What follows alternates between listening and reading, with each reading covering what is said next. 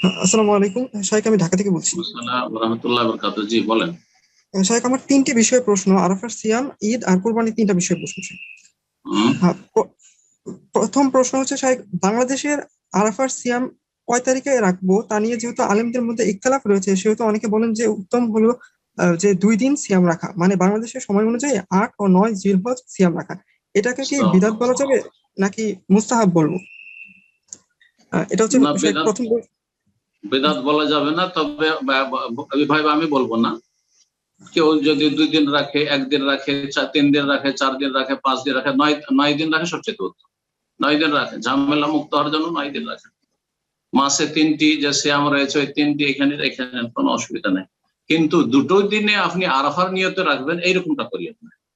দুটোই দিনে, অর্থাৎ আপনি যেদিন হাজী সাহেবের আছে সেটাও আরাফার নিয়তে, আর যেদিন 9 তারিখ সেটাও আরাফার নিয়তে। আমাদের এই দিনগুলো তো ফজিলত আছে শ্যামের, আমি এসে রাখছি। আর আমাদের এখানে তো ঈদ নেই।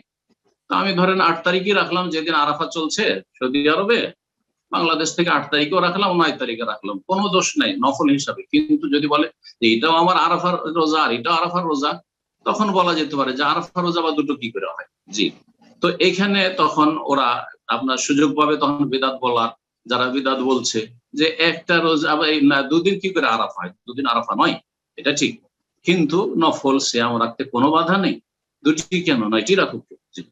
এই যে শায়দ দ্বিতীয় প্রশ্নটা হচ্ছে যে যদি সৌদি আরবের আরাফার দিন অনুযায়ী বাংলাদেশে আরাফার সিয়াম রাখা হয় 8 জিলহজে, তখন অনেকেই প্রশ্ন উত্থাপন করেছে তাহলে সৌদি আরবের সাথে একই দিনে ঈদ করা যাবে না কেন? আলোচনা হয়ে গেছে এর সম্পর্কে। এই বিষয়টা ছাড়া অন্য কোনো প্রশ্ন থাকলে পারেন। যে আলোচনা হয়ে গেছে এই বিষয়ে, যে যার যেটা ভালো লাগছে করবে, আপনার যেটা ভালো লাগছে করবেন না। আসসালামু আলাইকুম ওয়া রাহমাতুল্লাহি ওয়া বারাকাতুহু শেখ।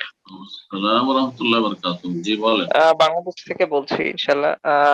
বলুন। শেখ, আমার আব্বা আম্মা দুজনেই হচ্ছে করোনা ভাইরাসে আক্রান্ত। তো আহ, যেহেতু সামনে ঈদ, তো এই অবস্থায় আসলে আম, যেহেতু দুজন অসুস্থ, তো এই অবস্থায় আমার জন্য কি মানে জামাতে অংশগ্রহণ করাটা ঠিক হবে কিনা, মানে ঈদের জামাতে জামাতে? মানে ঈদের জামাতে জি আপনি জি কি জি তাদের সংস্পর্শে আছেন, মানে তাদের কাছাকাছি, তাদের সাথে জি জি, একই বাসায় আর কি। একসাথে বাসায় আপনার থাকলেও হয়তো রুম যদি আলাদা থাকে, যেমন বলা জি জি হচ্ছে আইসোলেশন আলাদা ভাবে একবারে পৃথক, তাহলে ব্যাপারটি অন্যরকম। কিন্তু যদি তাদের সাথে একসাথে বসে খাওয়া দাওয়া করছেন, অথবা তাদের সাথে উঠা বসা করেছেন, মিশেছেন, আহ বিশেষ করে আক্রান্ত হওয়ার প্রথম 4 দিনে যেমন বলা হচ্ছে, তাহলে তাহলে না যায় ভালো। তাহলে না যায় ভালো, যাতে করে আপনার দ্বারা অন্য কেউ ক্ষতিগ্রস্ত হওয়ার আশঙ্কা না থাকে। ক্ষতিগ্রস্ত হয়ে যাবে এমন কথা নয়, জরুরি নয়। আমি এমন লোককে চিনি দামমে, একজন বাংলাদেশি ভাই। একই রুমে 3 জন থাকতো, একজন মারা গেছে, তারা ট্যাক্সি চালাতো, মারা গেছে আমাদের সেন্টারের পাশে। ওই রুমের যারা বেঁচে আছে, সুস্থ আছে, বলছে যে আমরা শুধু এক রুমে থাকিনি, তার সব সেবা যত্ন করেছি, গোটা শরীর মালিশ করে দিয়েছি করোনা আক্রান্ত অবস্থায়। কাঁধে করে, অচল যখন হয়ে গেছে একেবারে শ্বাসকষ্টে, কাঁধে করে উঠিয়ে তাকে ট্যাক্সিতে নিয়ে গেছি, তারপরে হাসপাতালে নিয়ে গেছি। এই অবস্থা, কিছু হয়নি আলহামদুলিল্লাহ, তাদের আক্রান্ত হয়নি মোট। আবার এমনিতে চলতে চলতে আক্রান্ত হয়ে যাচ্ছে, আল্লাহর পক্ষ থেকে কারণ কিছু আছে।